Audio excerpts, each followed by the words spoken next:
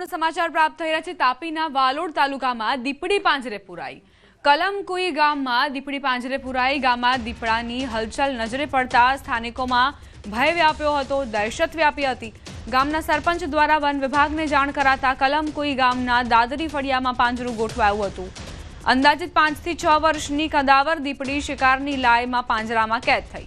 દીપડી પાંજરે પુરાઈ જતા ગ્રામજનોએ હાશકારો અનુભવ્યો।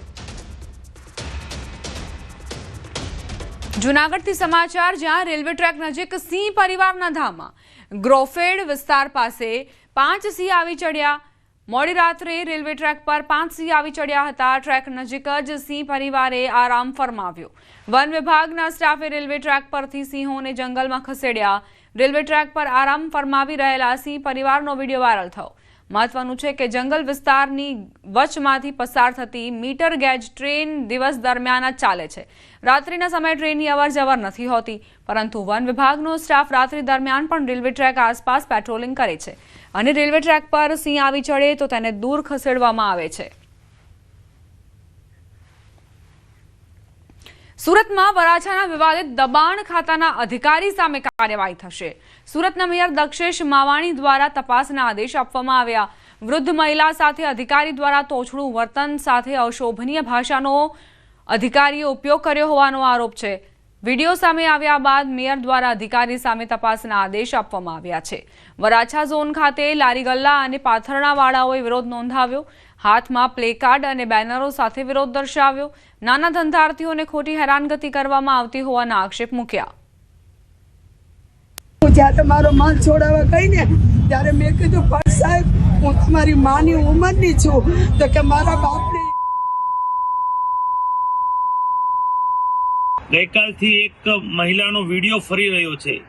તેમાં મહિલા કહે છે કે એક અધિકારીએ મારી સાથે અભદ્ર ભાષામાં વાત કરી।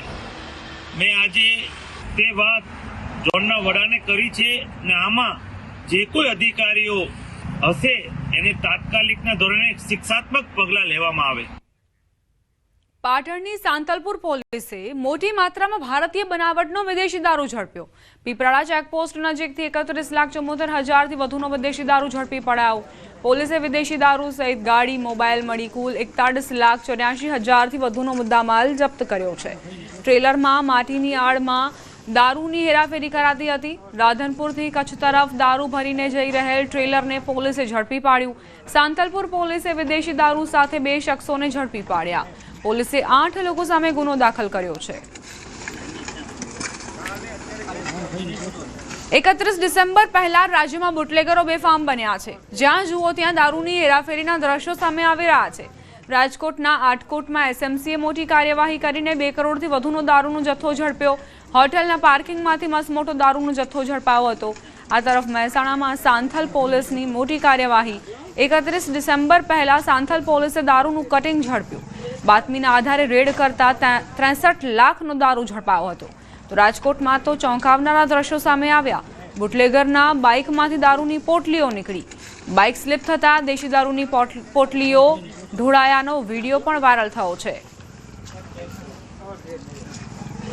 સુરતથી સમાચાર, વરાછામાં મોબાઈલ ચોરને મેથી પાક ચખાડાયો। મહિલાએ જાહેરમાં માર માર્યો। મહિલાનો મોબાઈલ ચોરી યુવાન ભાગી રહ્યો હતો। સ્થાનિક લોકોએ મોબાઈલમાં વિડીયો બનાવ્યો। હાલ વિડીયો સોશિયલ મીડિયામાં વાયરલ થઈ રહ્યો છે।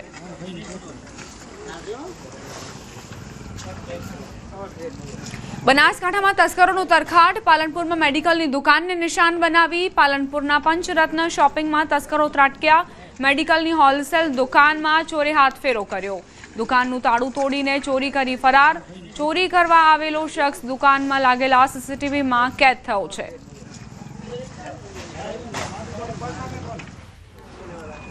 નડિયાદના પીપળાતા રોડ પર આવેલી જાણીતી કૃષ્ણા ડેરી ફરી એકવાર તસ્કરોના નિશાને આવી।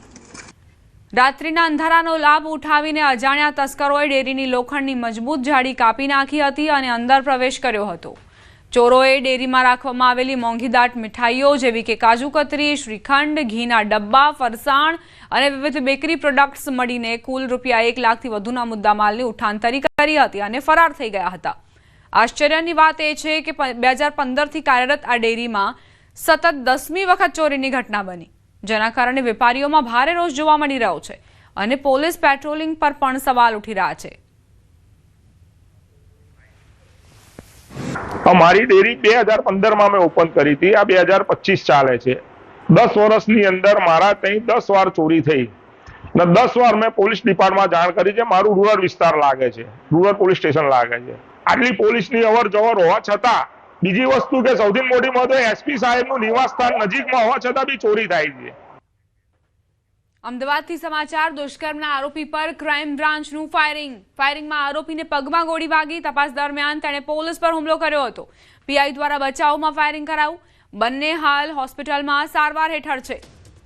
અમદાવાદની આ ઘટના જ્યાં દુષ્કર્મના આરોપી પર ક્રાઇમ બ્રાન્ચને ફાયરિંગ કરવું પડ્યું. ફાયરિંગમાં આરોપીને પગમાં ગોળી વાગી છે. તપાસ દરમિયાન તેણે પોલીસ પર હુમલો કરવાનો પ્રયાસ કર્યો હતો. સ્વ બચાવમાં પીઆઈએ ફાયરિંગ કર્યું છે. બંને હાલ હોસ્પિટલમાં સારવાર હેઠળ છે. બંનેને સારવાર આપવામાં આવી રહી છે.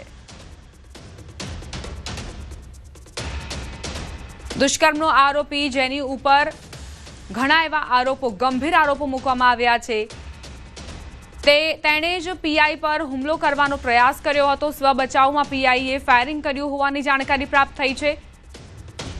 આ આરોપીએ ભાગવાનો પણ પ્રયત્ન કર્યો છે અને એ દરમિયાન જ પીઆઈએ સ્વ બચાવમાં ગોળી મારી છે, ફાયરિંગ કર્યું છે. દુષ્કર્મના આરોપી પર ક્રાઇમ બ્રાન્ચનું આ ફાયરિંગ. અત્યારે એવી જાણકારી મળી રહી છે કે જે આરોપી છે તે પણ સારવાર હેઠળ છે અને પીઆઈ પણ સારવાર હેઠળ છે. જ્યારે આરોપી ઠીક થશે ત્યારે આખી વિગતો સામે આવશે. પૂછપરછ ચાલી રહી છે. દુષ્કર્મનો તેને પર આરોપ છે અને જ્યારે આ આરોપીએ છટકવાનો પ્રયત્ન કર્યો અને ફાયરિંગ કર્યું તે દરમિયાન ક્રાઇમ બ્રાન્ચે પીઆઈએ સ્વ બચાવમાં ફાયરિંગ કર્યું હોવાની જાણકારી પ્રાપ્ત થઈ છે. અમદાવાદથી આ સમાચાર. આ પહેલા પણ એક કિસ્સો સામે આવ્યો હતો જ્યાં સાયકો કિલરે એક યુવકને મારી નાખ્યો હતો. તેનું મોત નિપજાવ્યું હતું. તે દરમિયાન પણ તેનું એન્કાઉન્ટર થયું હતું. અને હવે વધુ એક ઘટના. સંવાદદાતા નવીન જોડાઈ ગયા છે વધુ જાણકારી સાથે. નવીન, શું ઘટનાક્રમ અને અત્યારે પીઆઈની શું સ્થિતિ છે, આરોપીની શું સ્થિતિ છે?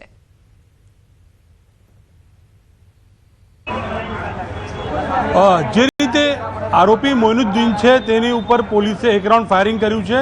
તેના પગમાં ગોળી વાગી છે. જે મળતી માહિતી પ્રમાણે મોઇનુદ્દીન ઉપર આરોપ હતો બળાત્કારનો. એક માનસિક સ્થિર જે યુવતી છે તેની સાથે તેને બળાત્કાર ગુજાર્યો, જેની ફરિયાદ 2 ડિસેમ્બરના રોજ દાણીલીમડા પોલીસ સ્ટેશનમાં નોંધાઈ હતી. ફરિયાદની તપાસ ક્રાઇમ બ્રાન્ચને સોંપવામાં આવી હતી. ક્રાઇમ બ્રાન્ચે ગણતરીના દિવસોમાં એટલે કે 3 થી 4 દિવસની અંદર મોઇનુદ્દીનને પકડી પાડવામાં આવેલ. મોઇનુદ્દીન જે છે તેની ઉપર અગાઉ 16 જેટલા ગુનાઓ દાખલ થયેલા છે. ખૂબ જ રીઢો અને ખૂબ જ કુખ્યાત પ્રકારનો આ ગુનેગાર છે, આરોપી છે. તો તેને જે છે આજે ક્રાઇમ બ્રાન્ચની ટીમ જે છે તે તપાસ માટે જે છે રિકન્સ્ટ્રક્શન માટે લઈ જઈ રહી હતી. તે દરમિયાન તેને પીઆઈ ઘાસુરા, જે ક્રાઇમ બ્રાન્ચના પીઆઈ છે, તેમની જે હથિયાર છે, તેમના ઓફિશિયલ ગન છે તે છૂટવીને અને ભાગવાનો પ્રયાસ કર્યો હતો. તાત્કાલિક પોલીસ એક્શનમાં આવી, જેમાં એક પોલીસ કોન્સ્ટેબલને ઈજા પણ પહોંચી. જોકે પીઆઈ ઘાસુરાએ તે રિવોલ્વર પાછી લઈને અને એક રાઉન્ડ ફાયરિંગ કરતા સ્વ બચાવમાં એક રાઉન્ડ ફાયરિંગ કરતા જે આરોપી મોઇનુદ્દીનના પગમાં વાગી અને ત્યારબાદ બંને જે કોન્સ્ટેબલ ઘાયલ થયા હતા અને જે આરોપી મોઇનુદ્દીન છે બંનેને સિવિલ હોસ્પિટલ લાવવામાં આવ્યા. હાલ બંનેની સ્થિતિ સ્થિર છે. અત્યારે આરોપી જે છે તેની અત્યારે તેનું ઓબ્ઝર્વેશન કરવામાં આવી રહ્યું છે ડોક્ટર દ્વારા. અને પગમાં જે ગોળી વાગી છે તેના ફોટોગ્રાફ્સ અને વિડીયો પણ હાલ સામે આવ્યા છે. અત્યારે ક્રાઇમ બ્રાન્ચની આખી ટીમ જે છે તે અહીંયા સિવિલ હોસ્પિટલમાં છે અને પૂછપરછ પણ હાલ ચાલી રહી છે. જી નવીન, ઘટનાના રિકન્સ્ટ્રક્શન દરમિયાન આ આરોપી છટકવાનો પ્રયત્ન કર્યો હતો, પોલીસ પકડથી ભાગવાનો પ્રયત્ન કર્યો હતો. શું હતી ઘટના?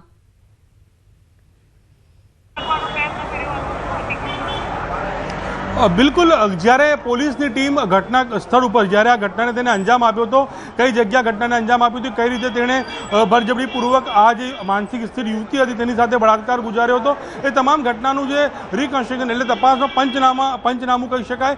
તે દરમિયાન તેને લઈ જતી વખતે આ આરોપી મોઇનુદ્દીને આ પ્રકારે ફાયરિંગ કર્યા હોવાનું હાલ ભાગવાની કોશિશ કરી અને જે હથિયાર છૂટવાની કોશિશ પણ કરી.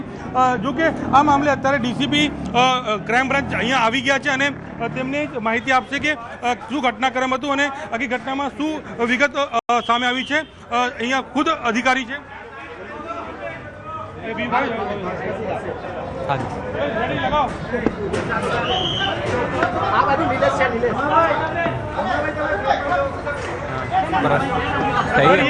सर ये बताइए कि आखी घटनाक्रम में શું વિગત સામે આવી છે, આરોપી કોણ છે અને શું હતું?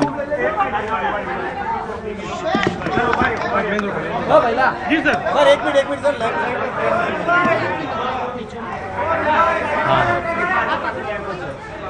જી સર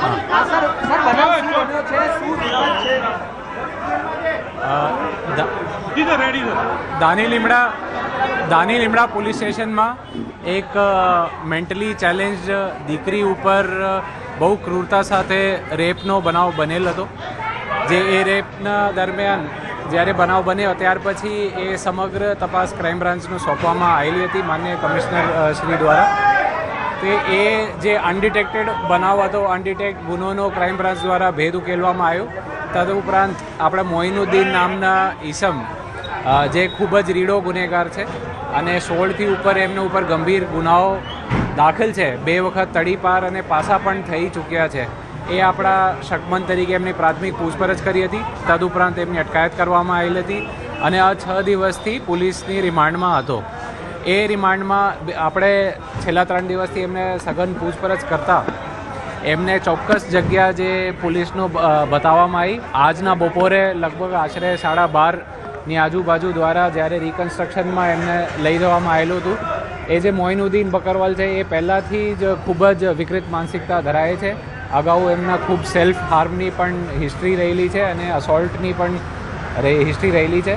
તેમને રિકન્સ્ટ્રક્શન દરમિયાન આપણા તીક્ષ્ણ કાચના ટુકડા સાથે ભરતભાઈ રાઠોડ અમારા હેડ કોન્સ્ટેબલ ક્રાઇમ બ્રાન્ચના છે એમને ઉપર હુમલો કર્યો અને સાથે પીઆઈ સાથે ઝપાઝપી થતી હતી. તે દરમિયાન એમના સેલ્ફ ડિફેન્સમાં જ્યારે પીઆઈ વેપન કાઢતા હતા ઝપાઝપી દરમિયાન એમના પગમાં ગોળી વાગી હતી. અત્યારે એમને સારવાર હેઠળ ખસેડ્યા છે અને આગળની તપાસ ચાલુ છે. બનાવ કે જે ફાયરિંગ અને આરોપીએ નાસી જવાનો પ્રયાસ કઈ જગ્યાએ કર્યો અને તેને લઈને કોઈ અલગથી કાર્યવાહી? એ જે આપણા દાની લીમડા પોલીસ સ્ટેશન હદ વિસ્તારની છે તે જગ્યા ગુનો દાખલ થયો હતું. એ જે ચોક્કસ ગ્રાઉન્ડ છે જ્યાં બોક્સ ક્રિકેટ પણ જુદા જુદા છે અને આગળ રિવરફ્રન્ટથી આગળ જઈએ તો એ ઇન્ડસ્ટ્રીયલ એરિયાને પાછળવાળા ગ્રાઉન્ડ જેમાં એમને રાતે 3:30 વાગે રેપ આચર્યું હતું એ ગ્રાઉન્ડ ઉપર રિકન્સ્ટ્રક્શન માટે અમે આજે બપોરે એમનો લઈ ગયા હતા. આરોપીનો જે ગુનાહિત ઇતિહાસ છે 16થી ઉપર ગુના દાખલ છે, 2 વખત પાસા અને તડીપાર પણ થયેલું છે અને એમની ખૂબ જ વિકૃત માનસિકતા ધરાવે છે અને એમની ખૂબ સેલ્ફ હાર્મની પણ ટેન્ડન્સી રહી ચૂકી છે અને અગાઉ પણ એમના ઉપર જે ગંભીર હુમલા હેઠળ ગંભીર કલમોમાં ગુનો નોંધાયેલો છે. સાહેબ, જે આરોપી છે કાચથી હુમલો કર્યો, કાચ કેવી રીતે મેળવ્યો, નાસી જવાનો પ્લાનિંગ શું હતું? એ જે ઇન્ડસ્ટ્રીયલ એરિયાની પાછળ અમુક ખૂબ જ કચરું વગેરે પડતું હોય છે, ત્યાં લોખંડના કાટમાળ, કાચના ટુકડાઓ વગેરે ઇન્ડસ્ટ્રીયલ એરિયાના પાછળ અમુક જગ્યાઓ મળી જાય છે. ત્યાં એ જે ગ્રાઉન્ડ ઉપર જે એમને રેપ આચર્યું હતું તે દરમિયાન આપણે એમના રિકન્સ્ટ્રક્શનમાં આખો સમગ્ર બનાવ બનેલો હતો. આપણા ભરતભાઈ રાઠોડ છે એ 30 દિવસની અત્યારે એમના ડૉક્ટરશ્રી દ્વારા સારવારમાં મૂકવામાં આવેલું છે અને એમના જે સ્ટીચીસ આવેલા છે એમની અત્યારે સારવાર ચાલુ છે. એ ઇન્સ્પેક્ટર ઇમરાન ઘાસુરા અમારા જે આઈઓ હતા ઇન્વેસ્ટિગેટિંગ ઓફિસર એમની ટીમ એમને ત્યાં લઈને ગઈ હતી રિકન્સ્ટ્રક્શનમાં. તે દરમિયાન આખું બનાવ બનેલો હતો.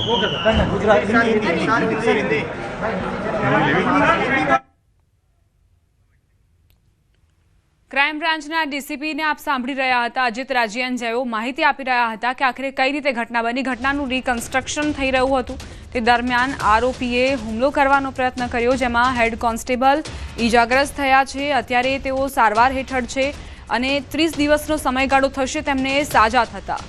અને રિકન્સ્ટ્રક્શન દરમિયાન જ આ આરોપી ભાગવા માટે આ પ્રકારે હુમલો કરવાની ફિરાકમાં હતો. તેણે હુમલો કર્યો પણ એટલે જ સ્વ બચાવમાં પીઆઈએ ફાયરિંગ કર્યું. અત્યારે આરોપી પણ સારવાર હેઠળ છે અને આ રીઢો આરોપી હોવાની જાણકારી છે મોઇનુદ્દીન, જેની ઉપર 2 વખત તડીપાર અને 1 વખત પાસા હેઠળ પણ કાર્યવાહી થઈ ચૂકી છે. ખૂબ જ ગંભીર આરોપો તેની પર છે. સમાચાર વડોદરાથી. કચરા કલેક્શનની કામગીરી ફરી વિવાદમાં. પાલિકાની ડોર ટુ ડોર કામગીરી વિવાદમાં આવી છે. પૂર્વ વિસ્તારમાં કચરો લેવાની ગાડીમાં સામાનની હેરાફેરી થઈ રહી હતી. ખાનગી એજન્સીનો સામાન હેરફેર થયાનો આક્ષેપ. યુથ કોંગ્રેસના કાર્યકરે કચરાની ગાડીમાં ખાનગી એજન્સીનો સામાન પકડી પાડ્યો તેઓનો આક્ષેપ છે કે ડોર ટુ ડોરના કોન્ટ્રાક્ટરો ખર્ચ કોર્પોરેશનમાં નાખે અને કામ કરે ખાનગી કંપનીનું. વડોદરાનો છાણી બાજવા રોડ બિસ્માર હાલતમાં હોવાથી સ્થાનિકો પરેશાન થયા છે. છેલ્લા 40 વર્ષથી સ્થાનિકો રોડ બનાવવાની માંગ કરી રહ્યા છે, પરંતુ તેમની રજૂઆતો સાંભળવામાં નથી આવતી. અંતે નાગરિકોએ ચક્કાજામ કરી વિરોધ નોંધાવ્યો. નાગરિકોએ ડામરના બદલે આરસીસી રોડ બનાવવા માંગ કરી. વિરોધને જોતા પોલીસ સ્થળ પર દોડી આવી હતી.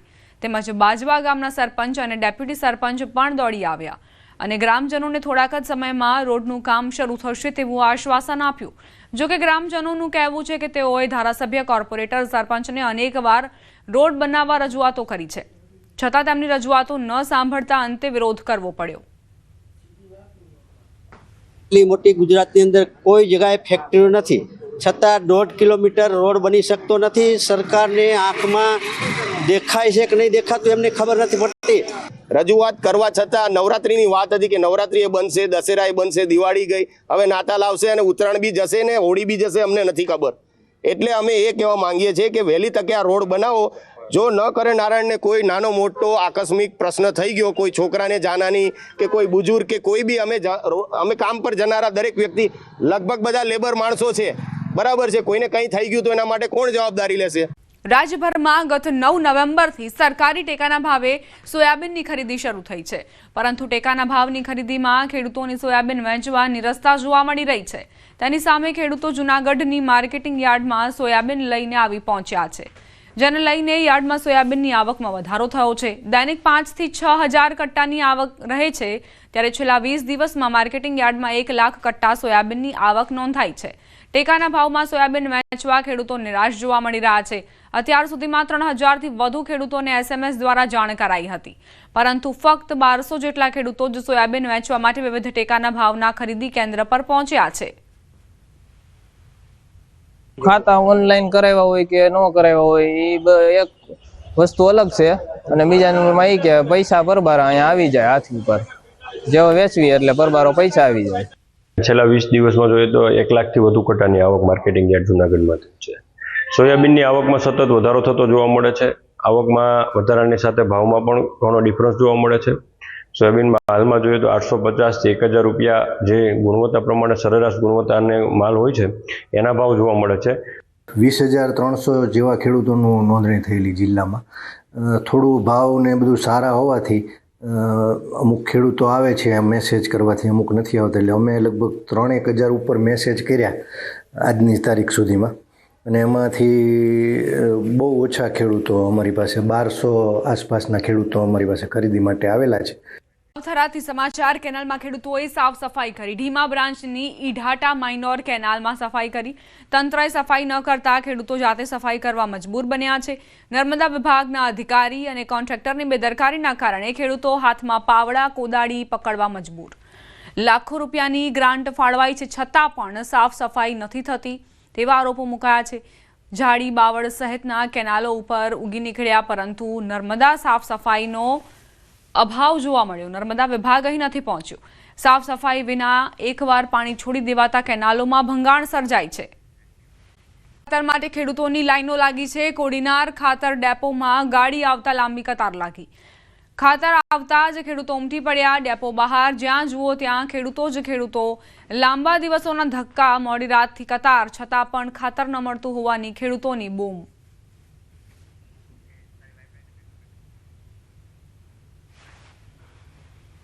વાવ થરાદ જિલ્લાના મુખ્ય મથક થરાદમાં યુરિયા ખાતર માટે લાંબી લાઈનો જોવા મળી રહી છે. વહેલી સવારથી જ ખેડૂતો ખાતર માટે કતારોમાં ઊભા છે, છતાં પણ તેમને પૂરતું યુરિયા ખાતર નથી મળી રહ્યું, જેના કારણે ખેડૂતો મુશ્કેલીમાં મુકાયા છે.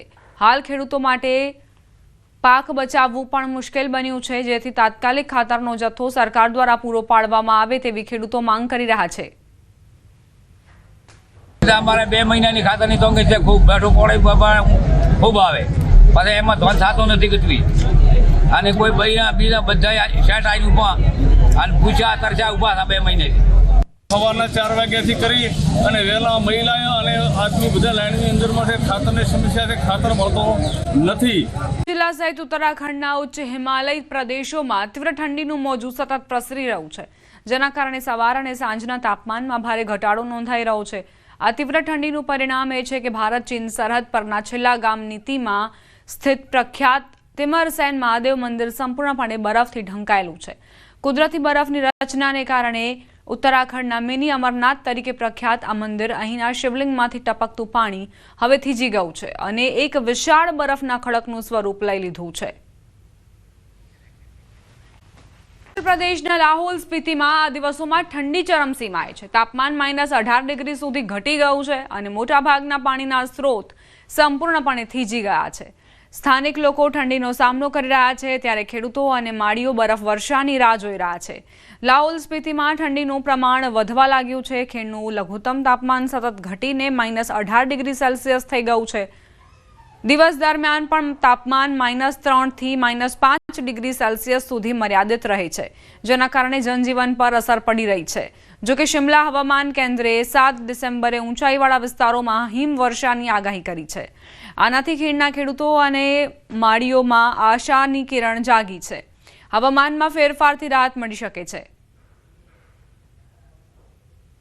लाहौल घाटी में जैसे जैसे दिसंबर का महीना आगे है बढ़ रहा है वैसे वैसे तापमान में भी निरंतर जो है गिरावट देखने को मिल रही है. -13 से 20 डिग्री सेंटीग्रेड तक तापमान जो है नीचे चला गया है.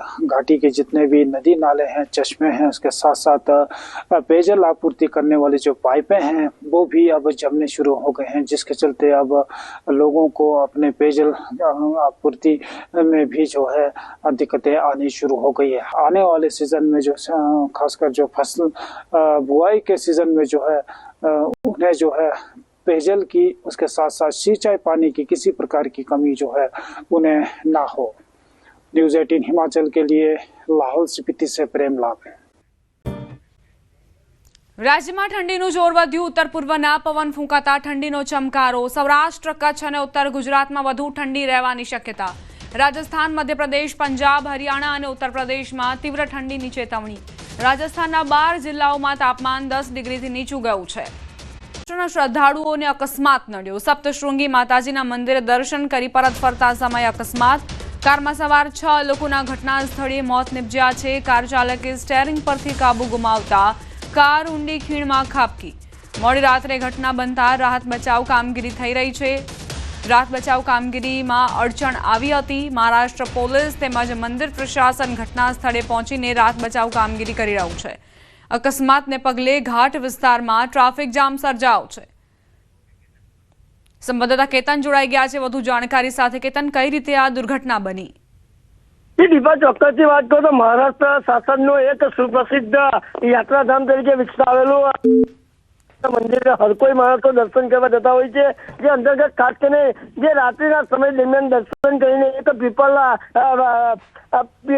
ગામનું એક પરિવાર હતું, એ પરિવાર કાર લઈને નીકળ્યું હતું, પરંતુ સામેથી આવી રહેલી અચાનક કારની જે વ્હાઇટ લાઇટના કારણે જે સ્ટેરિંગ પરથી કાબુ ગુમાવતા 300 થી 400 ફૂટ ખીણમાં નીચે ખાબકતા કારમાં સવાર 6 લોકોના મોત થવા પામ્યા હતા.